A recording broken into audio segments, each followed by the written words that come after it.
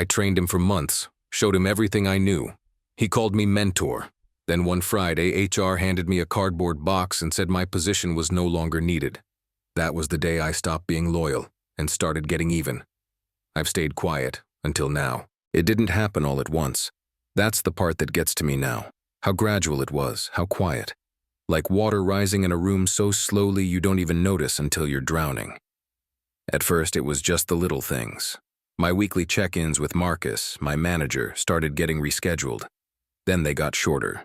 The usual, "How's the team doing?" became, "Let's just stick to priorities."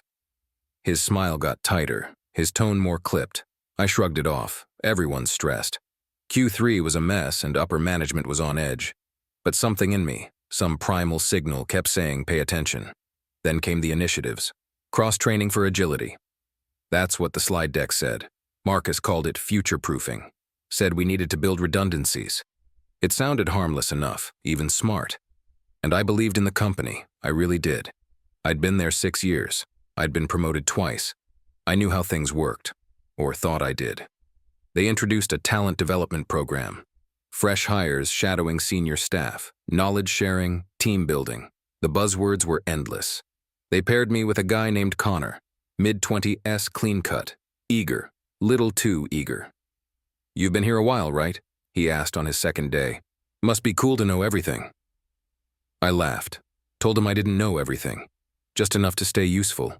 But I started showing him the ropes, the systems, the undocumented shortcuts, how to deal with clients when they got twitchy, the kind of stuff you only pick up after years of screwing it up first. At first it felt good, like I was giving back.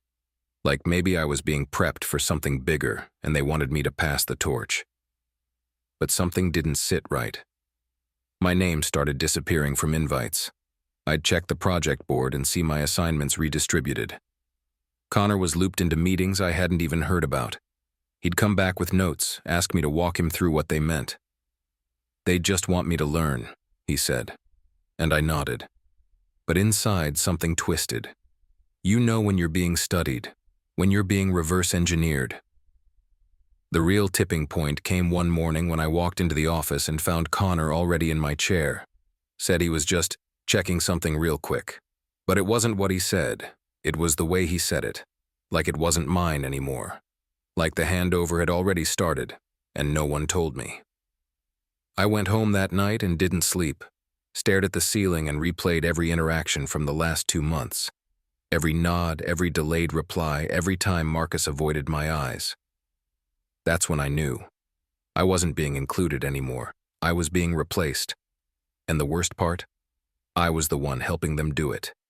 He showed up on a Monday morning, right on time, wearing that brand new look some people carry on their first day, eager, nervous, but already acting like they belong. His name was Connor. Clean shave, sharp haircut, shoes with soles that hadn't touched real dirt yet. He introduced himself with a firm handshake and one of those rehearsed smiles you practice in the mirror before interviews. Said he was excited to be here. Said he was ready to learn everything he could. I smiled back, polite but tired.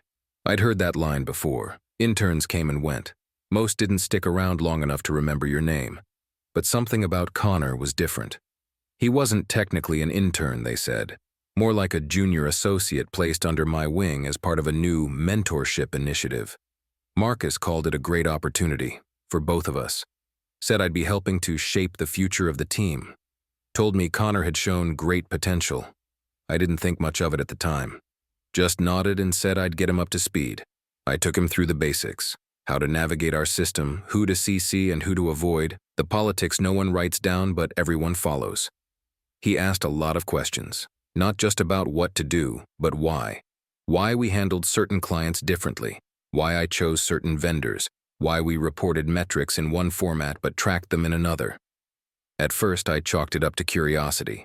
The kid wanted to learn. That's what I told myself. But there were moments, small, sharp ones, where it felt more like an audit than a lesson.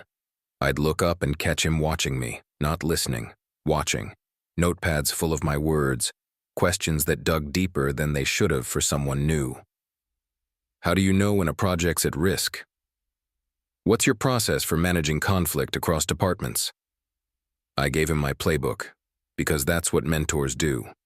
And I'd always believed in lifting people up. I didn't see the knife until much later. He shadowed me in meetings, took notes while I presented, even started offering small suggestions here and there, and people listened. That's when I really started noticing.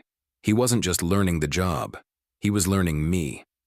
My style, my cadence, my shortcuts, my voice, and he was good at it.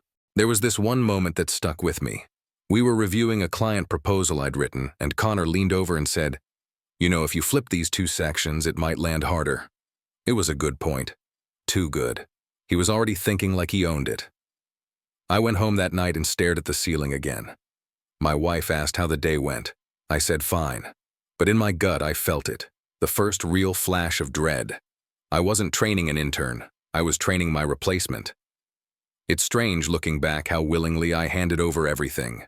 Not just the surface-level stuff, anyone could teach that, but the real gold. The quiet systems I'd built over the years that made everything run smoother than it should have. My unwritten rules, my network of favors, my list of who to call when things started slipping off the rails. I gave it all to Connor like it was nothing, like I was proud to pass it on. He was sharp. I'll give him that. Picked things up fast. Didn't need to be told twice. And he had that kind of memory that made you double-check yourself. Like maybe you'd said something wrong and he was the one who had it right. I started noticing the size of his notebook. Not the little kind you bring to meetings as a formality, but the big spiral-bound one, filled margin to margin with notes in neat block letters. He wrote everything down, my words, my steps, my logic, like he was studying for an exam I didn't know we were both taking. One afternoon, we hit a snag on a high-profile account. Supplier issue that threatened to push delivery out by 3 weeks. I started dialing numbers, calling in favors, negotiating delays, reshuffling resources. Same play I'd run a dozen times before. Connor watched quietly, jotting it all down. When it was over, he asked if I had a checklist for handling supply-side bottlenecks. I told him no. I didn't need one. He just nodded and said, "I'll make one based on what you just did." That's when it clicked. He wasn't just learning how to do the job. He was reverse engineering my instincts. I started catching him in conversations I wasn't part of, consulting with teams I normally led, offering advice to people I used to mentor. And they listened because he sounded confident and because his advice worked. It worked because it was mine. A few weeks in, Marcus stopped by my desk, put a hand on my shoulder and said, "You're doing great with Connor. He really looks up to you." I smiled, said thanks, but the words hit wrong. It wasn't pride I felt. It was pressure. I was suddenly aware of how much of myself I'd already handed over. The turning point came in a strategy meeting. A major client was threatening to walk over a pricing dispute. Normally, I'd be the one presenting options. But this time, Marcus turned to Connor and said, "What do you think?" Connor didn't hesitate. He laid out a 3-phase response plan, one I recognized almost word for word. It was mine, and the room nodded along like it was brand new. I walked out of that meeting with a tightness in my chest, not anger, not fear, something colder, a realization. I wasn't being praised, I was being replicated, efficiently, quietly, completely. I was no longer indispensable. I was now duplicable. And I had handed them the blueprint myself. It started with the calendar invites. My name just stopped appearing. Weekly syncs I used to lead were suddenly streamlined. The leadership check-ins where I always had a seat, those became smaller, focused discussions. I'd open my calendar Monday morning and find entire chunks of time unclaimed. At first, I welcomed the break, thought maybe it was just a new rhythm, a shift in priorities. But in my line of work, idle hands aren't a compliment. They're a warning. I tried brushing it off, tried telling myself it was just a slow season. Then I noticed the projects, the big ones I'd shepherded for years, gone, quietly handed off to others. Connor, mostly. I'd find out through forwarded emails or internal dashboards. No announcement, no explanation, just missing files and new owners. I asked Marcus once, casually, about a presentation I'd put together. He blinked and said, "Oh, I thought you were looped in. Connor's driving that one now." No apology, No acknowledgement, just a shrug. Like it made sense. Like it wasn't my work to begin with. In meetings, Marcus wouldn't look me in the eye anymore. He'd talk to the room, to the table, to the whiteboard, but never to me. When he did speak to me, it was in clipped, transactional tones. You got that deck? Send me the numbers. No feedback, no questions, just directives, like I was a tool that still had a few uses left. And then there was Connor. More polished now, more confident. He didn't ask for help anymore. He made decisions, claimed initiative, led updates. One afternoon, he ran a project review I'd built from the ground up, and Marcus introduced him as a future leader in our org. My stomach turned, but I kept my face neutral, smiled even. You learn to do that in corporate life, smile while you're being gutted. I stopped going to lunch with the team. No one noticed. I'd eat at my desk, scrolling through our systems, watching as more of my responsibilities migrated elsewhere. Sometimes I'd test things, intentionally miss a step or delay a task. No one followed up. No one even asked. The silence was loud and deliberate. I wasn't being paranoid. I've worked too long, seen too much to mistake this for anything else. I was being phased out, not because I'd failed, but because I was no longer needed. They already had what they wanted from me. They just hadn't figured out how to say it out loud yet. So I stopped waiting for a heads up, started paying attention to what wasn't being said. The glances, the gaps, the ghosting. Corporate silence isn't just absence. It's orchestration.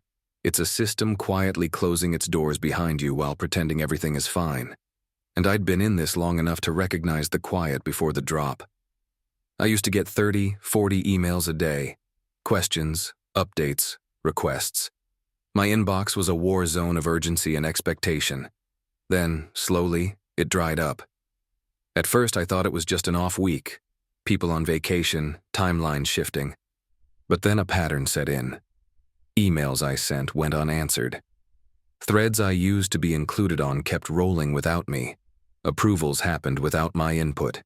Decisions were made in rooms I wasn't in, based on ideas I'd pitched weeks ago that no one had acknowledged. I'd write follow-ups, gentle reminders. Just checking in on this, I'd say. Nothing. Radio silence. Sometimes I'd get a reply a week later, short and empty. Thanks, we're good. No explanation, no context, just dismissal wrapped in politeness. They weren't even pretending anymore. I brought it up to Marcus once, asked if something was shifting, if maybe I'd missed an update. He barely looked up from his laptop. Nothing's wrong, he said. Things are just moving fast. Then he thanked me for keeping things steady and pivoted to a meeting with Connor. That was the last real conversation we had. Meetings became brutal. I'd sit through entire calls without saying a word. My name wouldn't come up. My thoughts weren't asked for. Once I spoke up, offered a different approach to a rollout I'd managed in the past. Marcus cut me off. We're trying something new, he said, not unkindly, just firmly, as if I were interrupting. Connor smiled awkwardly across the screen, said nothing. Of course he didn't. He was already doing the job. He didn't need me anymore. I tried to convince myself it was temporary, that I was imagining it. But you can't lie to yourself forever, especially not when you're watching your relevance shrink in real time. I started coming in later, leaving earlier. No one noticed, no one asked. I could have stopped showing up entirely, and it might have taken them a week to catch on. There's a kind of loneliness in being ghosted by your own team. You start second-guessing everything, your work, your worth, your instincts.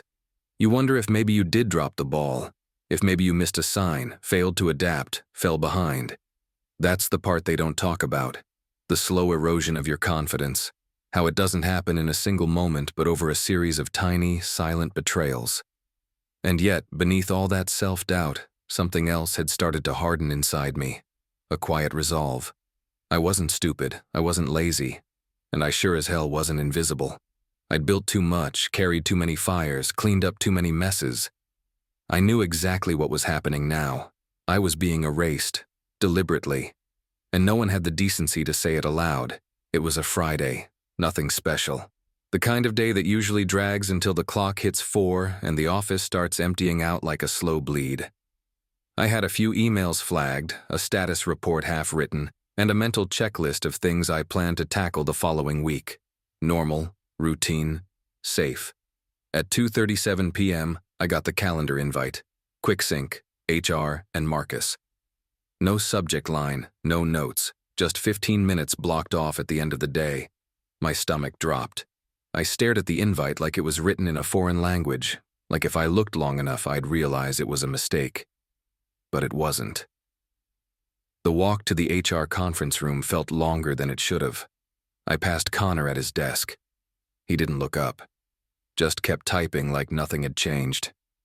Maybe for him, nothing had. Marcus was already in the room when I arrived. So was Amanda from HR. She smiled politely, the kind of smile people practice in front of mirrors when they know they're about to ruin your life. Marcus nodded once. He didn't smile at all. "We appreciate everything you've done here," Amanda began, sliding a folder across the table. I didn't open it. I already knew. She kept talking, downsizing, restructuring, realignment. The words came in soft tones like a lullaby for grown-ups. Marcus stayed quiet, looking at the table like it had answers he couldn't face. I kept my face still, jaw clenched tight. I nodded when appropriate, asked no questions. What was the point? The decision had been made long before this meeting ever hit my calendar. Amanda told me they'd arranged a transition package, 2 months severance and a neutral reference. She used the word generous. I almost laughed. Generous would have been honesty. Generous would have been respect. Instead, I got a cardboard box and the sting of betrayal wrapped in bureaucracy. By the time I stood up, my badge had already been deactivated. Couldn't even badge out. Marcus muttered something about staying in touch. Amanda handed me a flyer for a career counselor, the kind of thing they give to people who were never supposed to last this long. I walked to my desk in silence. Colleagues avoided eye contact. Connor was gone. My monitor was already locked. My login wouldn't work. Just like that, I was a ghost in a building I'd helped hold together. I carried the box to my car. Pictures, pens, a few client thank you cards. 6 years of work reduced to 30 pounds of things no one else wanted. I sat behind the wheel and stared straight ahead. No tears, no anger, just the cold numbness of clarity. They didn't just fire me, they replaced me, and they used my own hands to do it. Amanda's voice didn't shake. That's what stuck with me. She read from the paper like it was a grocery list, every word pre-approved, sanitized. I sat across the table, still processing the fact that this was real, that I wasn't going to make it to Monday with a desk, a login, or a role. But Amanda kept reading, and Marcus kept staring at the table like he'd found something deeply interesting in the wood grain. "We appreciate your contributions. This decision wasn't based on performance." "Sure. Due to restructuring and a shift in business priorities, your position has been eliminated." "Right. This isn't personal." That's where I stopped listening. Because it was personal. I trained the man who took my job. I poured 6 years into this place, built systems from the ground up, carried teams through chaotic launches, filled in every gap no one else could see. And they took all that, extracted it like data from a hard drive, and uploaded it into someone cheaper, newer, shinier. They didn't even try to hide it. I looked at Marcus once, hoping, stupidly, that he might look back, that he might offer something unscripted, a real explanation, an apology. But he just sat there, stiff and silent, like his hands were tied. I'd seen him fight harder for budget allocations than he did for me. Amanda slid the folder closer to me. I didn't touch it. I knew what it held. Severance agreement, COBRA options, an NDA masked as standard exit paperwork. Her voice got softer toward the end. That fake, gentle tone HR people use to soften the blade. "We wish you the best," she said. "We're grateful for your time here." Time. That's what they called it. Not effort, not loyalty. Just time. Like I'd been a temp. Like I hadn't bled into late nights, missed holidays, sacrificed weekends to keep the wheels turning. Time. They offered me 15 minutes to process 6 years. I stood up slowly, picked up the box they'd left by the door, like it was a favor, and walked out of that conference room without a word. There wasn't anything left to say. They'd already rewritten the narrative. I wasn't a valued member of the team anymore. I was a name on a spreadsheet that had been redlined, an expense, a phase. In the parking lot, I loaded my box into the back seat and just sat there. I looked at the building one last time, remembered the nights I'd stayed until security kicked me out. The times I'd coached Marcus through a presentation. The weekends I'd picked up slack so the team wouldn't miss deadlines. Gone. Just like that. It may not have been personal to them, but it sure as hell was to me. Because I didn't just lose a job. I watched someone walk into my life, study me like a blueprint, and then take everything I built while the people I trusted handed him the keys. The parking garage was half empty. Just the low hum of fluorescent lights and the echo of a distant car door slamming somewhere in the structure. I sat in the driver's seat, the box of my work life buckled in beside me like some ridiculous co-pilot. I didn't cry. I didn't scream. I didn't even touch the steering wheel at first. I just sat there, staring out at nothing, breathing through the heat rising in my chest. It wasn't heartbreak. It wasn't sadness. It was something colder, cleaner, a kind of rage that didn't shake or shout but focused, precise. I've felt anger before, the quick kind that makes you say something stupid. This wasn't that. This was the kind that sharpens you, the kind that settles behind your eyes and starts planning. I thought about the meetings I'd led, the fires I'd put out, the weekends I'd traded for deadlines that weren't mine. I thought about Marcus and his blank stare, Amanda with her scripted kindness, and Connor, the eager student who didn't flinch when I handed over my entire playbook. I pictured him sitting at my desk, maybe even using my old mug, probably rewriting the same client reports I built from scratch. I imagined the team moving on like nothing happened, a quiet adjustment, one less name in the Slack channel, one less email thread. They wouldn't talk about it, not really. People never do. In places like that, silence is policy. The old disappears to make room for the new. Efficient, painless, on paper at least. But this wasn't over, not for me. I finally turned the key. The engine kicked in, but I didn't move right away. I just sat there, listening to the sound, grounding myself in the noise of something that still worked. I had no idea what came next, no backup plan, no soft landing, but I had clarity, and that was something. The drive home was silent, no music, no phone calls, just headlights cutting through the evening haze and a steady pulse in my jaw from clenching too hard. I pulled into the driveway, turned off the engine, and just stayed there for a moment. The porch light was on. My wife didn't know yet. I'd have to explain it, some version of it anyway. She'd ask questions, try to find reasons. But I already knew. This wasn't a mistake, it wasn't bad luck. It was a decision. A choice made behind closed doors while I trained the man who would take my seat. I stepped out of the car, grabbed the box, and walked up the front steps with calm I didn't yet understand. Because something had shifted in me, something permanent. They thought they could end me with a folder and a deactivated badge. They forgot who wrote the playbook. I couldn't sleep that night. I lay in bed staring at the ceiling, my mind spinning like a projector stuck on loop. Faces, words, emails. That meeting where I was told I was doing great. The one-on-one where Marcus said we were investing in leadership. It all played back in reverse, every frame exposing something I hadn't seen before. By 3 a.m., I was sitting at the kitchen table, laptop open, box of old files dumped out beside me. I wasn't looking for closure, I was conducting an autopsy. I needed to know how it happened, when it started, and how I didn't see it coming. Because I knew now this wasn't spontaneous. It was surgical, calculated. I pulled up old project timelines and watched the transition unfold in real time. Connor started sitting in on client calls 3 weeks after he was hired.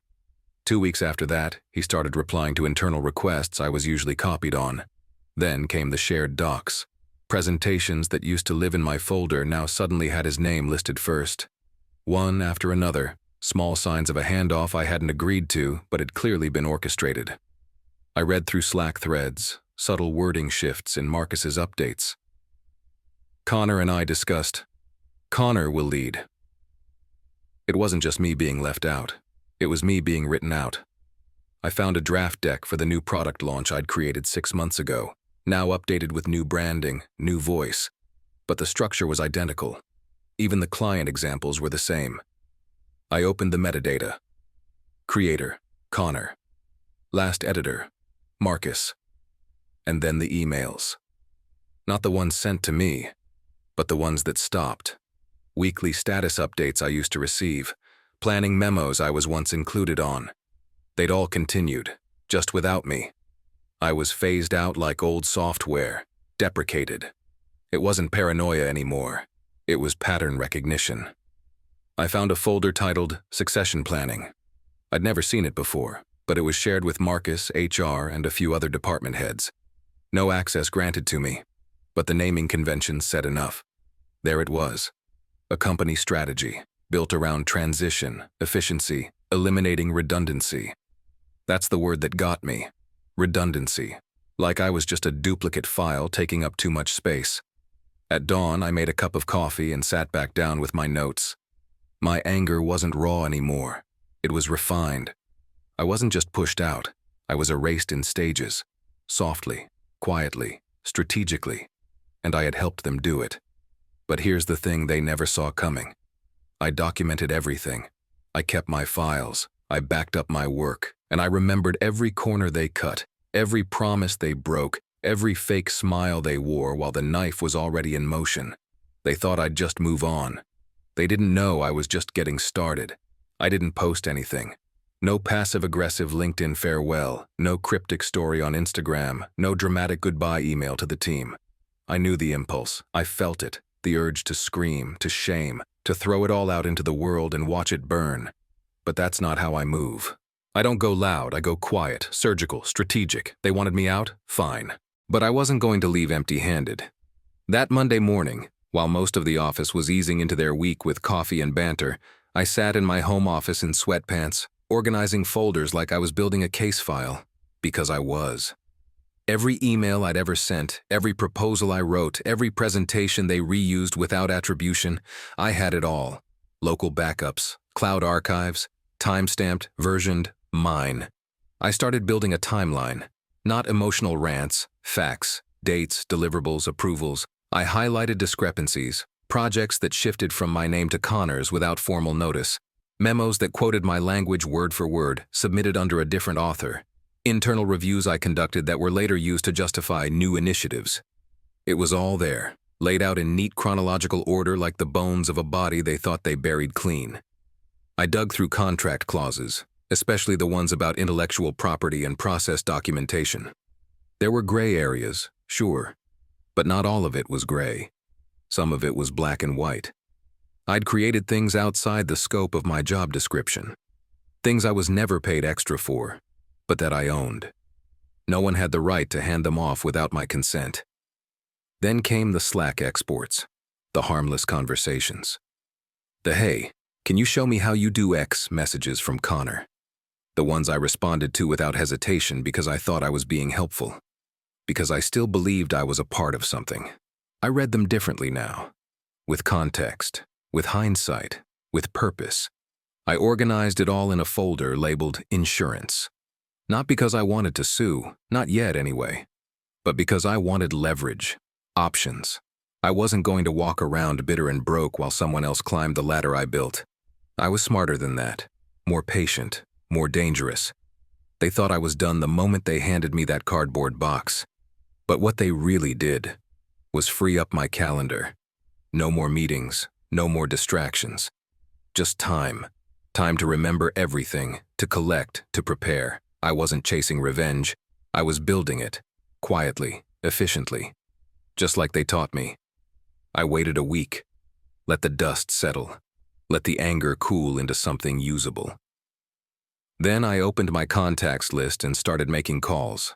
Not the kind you broadcast, not the desperate kind. The real ones, the personal ones, people I trusted. People who'd seen me work, seen what I was capable of long before I ever got looped into the quiet betrayal that ended it all. The first call was to David, an old colleague who'd moved on years ago. He didn't even let me finish the story. "I heard," he said. "People talk, and not just inside your company." His voice dropped lower. "They're not handling things as quietly as they think they are." I reached out to Lisa next.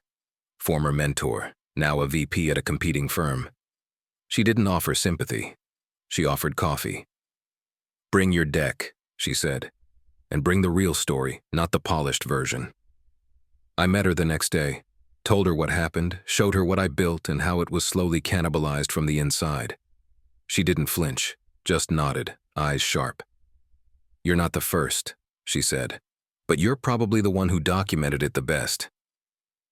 It was like lighting a fuse. Word spread, not through gossip, but through respect. The people I'd worked alongside over the years, vendors, analysts, project leads, I started getting messages from them. "Heard you're in transition. Need someone to take a look at a new rollout. Can we grab lunch?" Not pity, not favors, real offers, real interest. Turns out the same people who quietly phased me out forgot something critical. I didn't build my career by clinging to a title. I built it through relationships, trust, consistency, and those things, they don't get laid off. In a week, I had 3 short-term gigs lined up, nothing massive, nothing flashy, but solid, respectable, paid. I dusted off the old consulting hat I used to wear early in my career and put it back on like armor. And with every call, every client meeting, every "you're exactly what we need," the hole they left behind started to close. People remembered. They remembered the time I saved a launch by pulling an all-nighter, the time I covered for a team that was floundering, the time I took the heat so someone else wouldn't have to. That kind of thing leaves a mark. I wasn't just bouncing back. I was rebuilding something new, something they couldn't touch, something earned. The irony? The same company that replaced me with a cheaper version didn't realize they'd just handed a seasoned pro back to the market, and the market was ready. The first time I walked into a client meeting on my own, no company logo behind me, no team to hide behind, just me.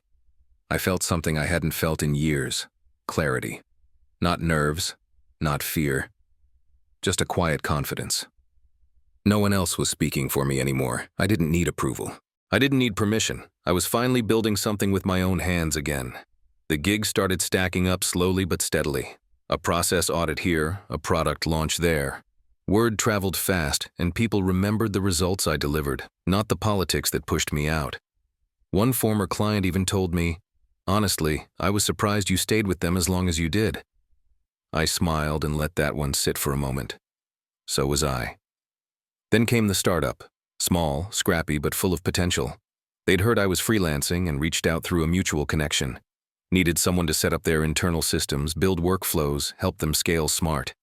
I said yes, not because the paycheck was huge, it wasn't, but because it felt real, like planting something, like starting over, but this time with the blueprint in my name. It wasn't glamorous. I was working late nights again, this time at my kitchen table instead of a glass-walled office. My coffee machine pulled double shifts. My calendar was messy and filled with things that didn't exist a month ago. But it was mine. Every email, every slide deck, every decision, it all traced back to me. There was freedom in that, a kind I hadn't realized I'd traded away in exchange for security. I'd spent years chasing promotions, begging for raises that came with strings, sitting through performance reviews that felt more like interrogations. Now, every dollar I made came directly from my value. No politics, no middleman, just work and results.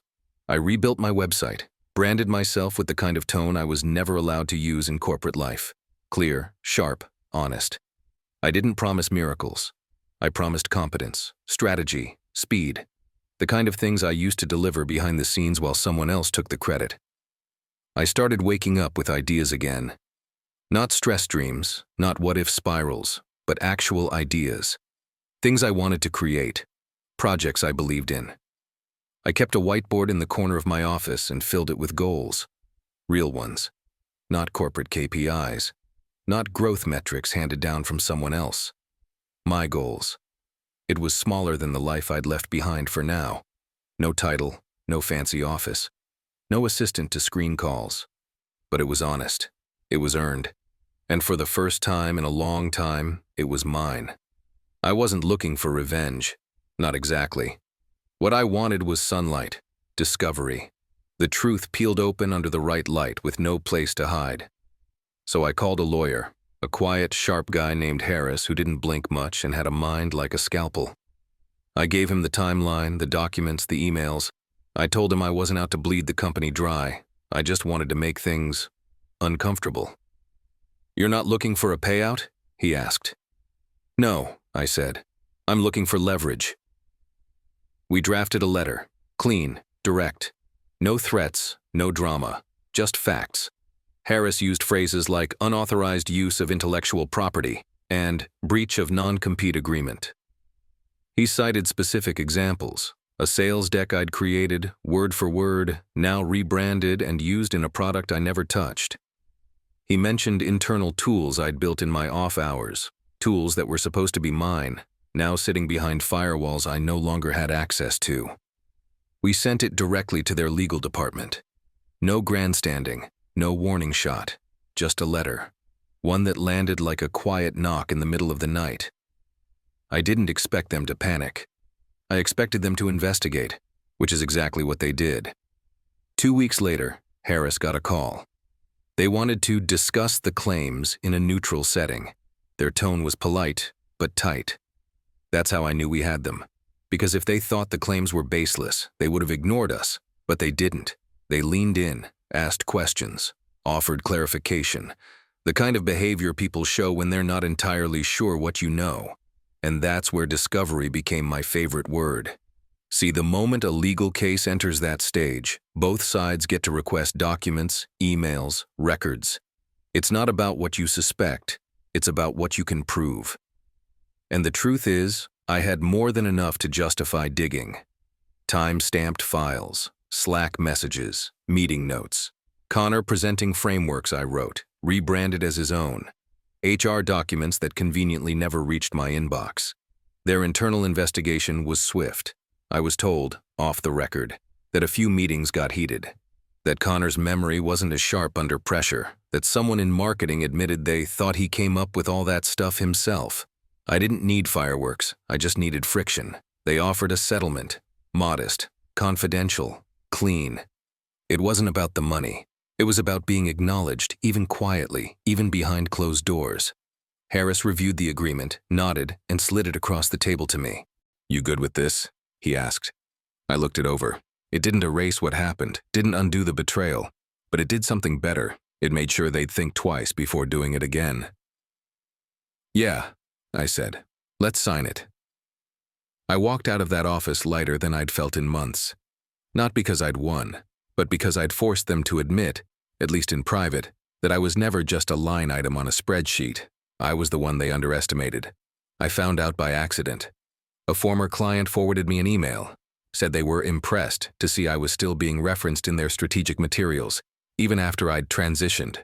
That word again, transitioned. Like I'd changed careers. Like I'd quietly faded into something else, willingly. But I hadn't.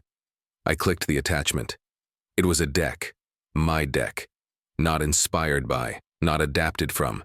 It was mine, slide for slide, sentence for sentence, even the inside jokes I'd used to soften the pitch. Only now it had Connor's name on the title page. My logo stripped out, replaced with the company's new branding. No mention of me. Not a single nod. I stared at the screen, heat rising in my chest. Not because I was surprised, but because I finally had something concrete, undeniable. The kind of thing you can't wave off with corporate lingo. I opened my old drive, pulled up the original, time-stamped, documented, built 6 months before Connor was hired. I scrolled through the slides side by side, identical, down to the structure, down to the phrasing. HR hadn't checked, legal hadn't asked. They just trusted that their golden boy had suddenly turned into a strategy genius overnight. But he wasn't brilliant. He was just a thief with good lighting. I started digging deeper, cross-referencing old projects with their new client materials. It was everywhere.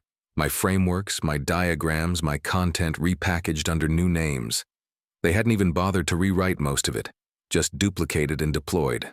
I sent it to Harris. He called me 5 minutes later. "This is gold," he said. "We're past leverage now. This is proof." I didn't feel vindicated. I felt insulted. They hadn't just replaced me. They'd stolen from me, used me, recycled me.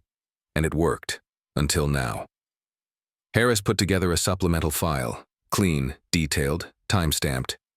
He labeled it unauthorized use of proprietary materials. We sent it as an addendum to the original letter. 2 days later, I got a call. Not from legal this time, but from Marcus himself. He sounded tight, unsure, like someone trying to measure every word. "We had no idea," he said. "We assumed everything being used had proper attribution." I didn't respond. Let the silence do the work. He kept talking, said they were looking into internal protocol and evaluating next steps. I could hear the spin already winding up. But none of that mattered now, because what they didn't know, what they never bothered to consider, was that I built everything I touched with intention, with documentation, with care. I had the receipts, I had the record, and they had built a product off a lie. That was the part they underestimated. Not just that I was good at what I did, but that I never, ever worked without a backup. The fallout was quiet at first, a sudden change in tone on their website, a reworded case study. Some decks pulled down, scrubbed, re-uploaded with vague credits and stripped branding. I noticed because I was watching. I wasn't obsessing. I was studying. When someone builds a story on top of your work, you learn to watch for the cracks when the lie starts to slip. Then the PR spin kicked in. They issued a bland statement about internal realignments and revisions to client materials. No mention of me, of course. No apology. Just a carefully worded nod to unintentional oversights and a promise to uphold the highest standards of integrity moving forward.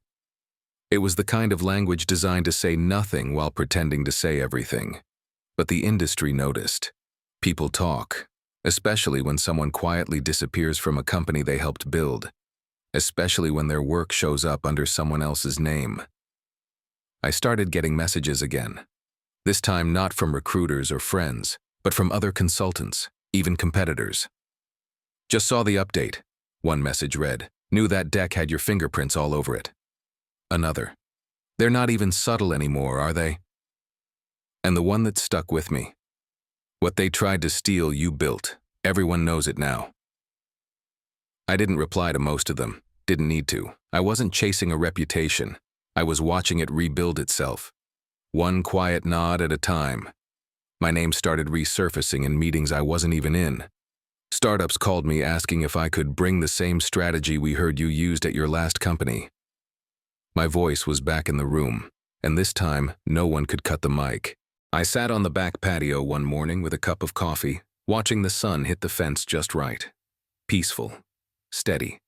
The kind of moment I used to miss in the grind of early meetings and late-night catch-up sessions.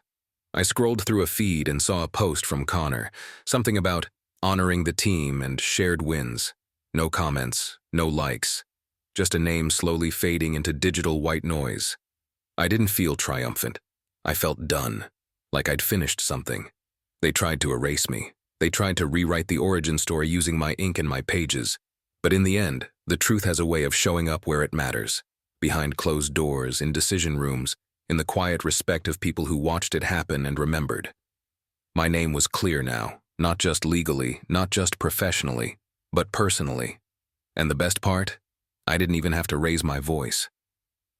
The call came on a Thursday morning. I was on my second cup of coffee, scrolling through client feedback when my phone buzzed with an unfamiliar number. I almost let it go to voicemail. Something told me to answer. "Hey," the voice said, confident but friendly. "You don't know me. I'm Claire, VP of Strategy over at Brighton & Company. We've been watching your work for a while." Brighton & Company. They were one of the few competitors I actually respected. Smart campaigns, sleek execution, no fluff. I sat up straighter. "We heard about what happened," she continued. "Not from you, don't worry. People talk, and we listen." I didn't say anything. I let her speak. "We think you got screwed," she said, just like that. No corporate filter. "But more than that, we think you're the kind of person who can do something extraordinary with the right team, the right resources, and the freedom to actually lead." I exhaled slowly, gripping the edge of the desk. "We're building something new," she said. "Not a role, an ecosystem. And I don't want to plug you into it. I want you to help define it. We'd start you at a senior leadership level, strategy and execution, full autonomy, competitive package, plus bonuses tied to outcomes." Then came the part that floored me. We've already reviewed your portfolio, the original one, the one before they repackaged it. My heart didn't race. It settled. I'm not asking for a decision right now, she said. I just wanted you to know, there are people who see what happened and they still believe in what you can build. We scheduled a meeting for the following week. I hung up and sat there for a long moment, letting it settle. It wasn't just the offer. It was what it represented. They knew the whole story, the erasure, the plagiarism, the lawsuit. And still, they wanted me, not as a replacement, not as a fixer, but as a leader. All those late nights, the betrayals, the silence, it hadn't crushed me. It had clarified me, refined me. And now someone was offering me the one thing I hadn't had in a long time. Freedom, creative freedom, strategic freedom. The chance to build something again, not in someone else's shadow, but in my own light. I stood up, walked to the window, and stared out over the street below. People rushing to jobs they might love, might hate. I knew that world. I lived it. But now something else was beginning. Not a rebound, a return. And this time, it would be on my terms. I said yes, not immediately, not impulsively, but after a long walk, a quiet dinner, and one more call with Claire where she laid it out again, clear and direct. No bait, no spin, just trust. So I signed the papers, and just like that, I was back in the game. But this time, with a seat at the table, I helped design. Walking into Brighton's office for the first time felt like stepping into a world that hadn't been built to shrink me. There were no passive power plays, no forced smiles masking hidden agendas, just whiteboards covered in real ideas, people hungry to build, and a leadership team that didn't need to be convinced I had value, they already knew. They gave me a title, a team, and a budget, but what they really gave me was a clean slate. I wasn't the guy who got let go anymore. I was the guy leading strategy for a rising force in the industry. And this time, I got to choose the rules. I built my team carefully, hand-picked talent, some fresh, some seasoned, none of them yes men. People who weren't afraid to question, to create, to challenge. I told them on day one, I'm not here to micromanage you. I'm here to back you up. And when the first new hire joined under me, nervous, eager, not unlike Connor all those months ago, I felt something shift, a moment of clarity. I sat on the back patio one morning with a cup of coffee, watching the sun hit the fence just right. Peaceful, steady. The kind of moment I used to miss in the grind of early meetings and late-night catch-up sessions. I scrolled through a feed and saw a post from Connor. Something about honoring the team and shared wins. No comments, no likes, no. Just a name slowly fading into digital white noise. I didn't feel triumphant. I felt done, like I'd finished something.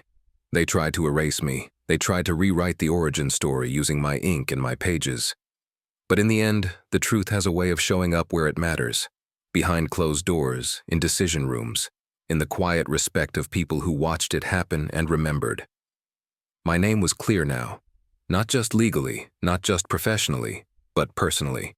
And the best part? I didn't even have to raise my voice. The call came on a Thursday morning. I was on my second cup of coffee scrolling through client feedback when my phone buzzed with an unfamiliar number. I almost let it go to voicemail. Something told me to answer. Hey, the voice said, confident but friendly. You don't know me. I'm Claire, VP of Strategy over at Brighton & Company. We've been watching your work for a while. Brighton & Company. They were one of the few competitors I actually respected. Smart campaigns, sleek execution, no fluff. I sat up straighter. We heard about what happened, she continued. Not from you, don't worry. People talk, and we listen. I didn't say anything. I let her speak. We think you got screwed, she said, just like that. No corporate filter. But more than that, we think you're the kind of person who can do something extraordinary with the right team, the right resources, and the freedom to actually lead. I exhaled slowly, gripping the edge of the desk. We're building something new, she said. Not a role, an ecosystem. And I don't want to plug you into it. I want you to help define it. We'd start you at a senior leadership level. Strategy and execution, full autonomy, competitive package, plus bonuses tied to outcomes. Then came the part that floored me. "We've already reviewed your portfolio, the original one, the one before they repackaged it." My heart didn't race. It settled. "I'm not asking for a decision right now," she said. "I just wanted you to know, there are people who see what happened, and they still believe in what you can build." We scheduled a meeting for the following week. I hung up and sat there for a long moment, letting it settle. It wasn't just the offer, it was what it represented. They knew the whole story, the erasure, the plagiarism, the lawsuit, and still, they wanted me. Not as a replacement, not as a fixer, but as a leader. All those late nights, the betrayals, the silence, it hadn't crushed me. It had clarified me, refined me. And now, someone was offering me the one thing I hadn't had in a long time. Freedom. Creative freedom. Strategic freedom. The chance to build something again, not in someone else's shadow, but in my own light. I stood up, walked to the window, and stared out over the street below. People rushing to jobs they might love, might hate. I knew that world. I lived it. But now something else was beginning. Not a rebound, a return. And this time, it would be on my terms. I said yes. Not immediately, not impulsively, but after a long walk, a quiet dinner, and one more call with Claire where she laid it out again, clear and direct. No bait, no spin, just trust. So I signed the papers, and just like that, I was back in the game. But this time, with a seat at the table, I helped design. Walking into Brighton's office for the first time felt like stepping into a world that hadn't been built to shrink me. There were no passive power plays, no forced smiles masking hidden agendas, just whiteboards covered in real ideas, people hungry to build, and a leadership team that didn't need to be convinced I had value. They already knew. They gave me a title, a team, and a budget. But what they really gave me was a clean slate. I wasn't the guy who got let go anymore. I was the guy leading strategy for a rising force in the industry. And this time, I got to choose the rules. I built my team carefully, hand-picked talent, some fresh, some seasoned, none of them yes men. People who weren't afraid to question, to create, to challenge. I told them on day one, I'm not here to micromanage you. I'm here to back you up. And when the first new hire joined under me, nervous, eager, not unlike Connor all those months ago, I felt something shift, a moment of clarity. I didn't just train her, I mentored her. Showed her the ropes, sure, but also the traps, the politics, the subtle cracks that appear when people are too afraid to speak up. I told her what no one told me. If something doesn't feel right, say something. You won't be punished for having a spine. That's the part they never understood, back at my old job. They thought I was just training someone to fill a seat. But I wasn't just passing down tasks, I was passing down trust, legacy, integrity. They stole that, tried to weaponize it. Now I use it to protect. I make it a point to sit in on onboarding. I watch how knowledge is shared, how credit moves, and if I see someone getting sidelined, ghosted, or used as a stepping stone, I stop it. Immediately. Not loudly, just firmly. Because I remember what it felt like to be erased. I haven't forgotten. And now that I've got the power to build the kind of place I needed back then, I'm doing exactly that. Full circle doesn't mean going back to the beginning. It means finally arriving with enough experience to change the ending. And this time, no one's getting replaced without knowing exactly who they're dealing with. They thought I'd stay silent. Thought I'd pack my things, nod politely, and disappear into the noise like so many before me. That's the part that still makes me shake my head. Not the betrayal, not the theft, but the arrogance.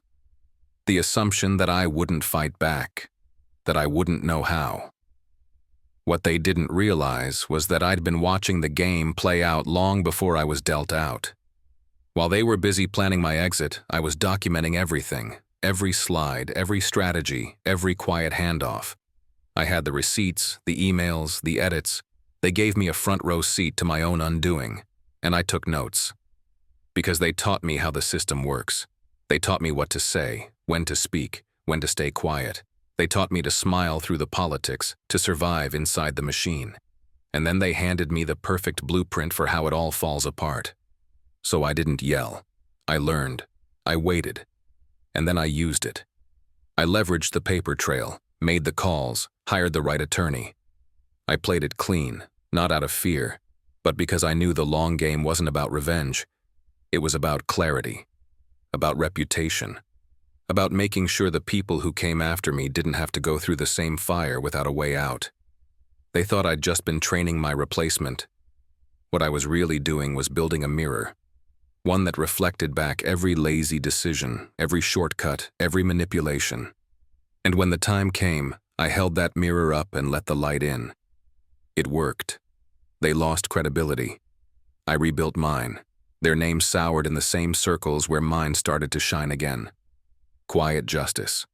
No headlines, no chaos. Just the steady movement of people seeing things for what they were and remembering who I really was. Now I lead. Now I hire. Now I build the kind of environment I used to wish for in silence. And when I see someone quietly questioning their worth, wondering if they're being edged out, I notice.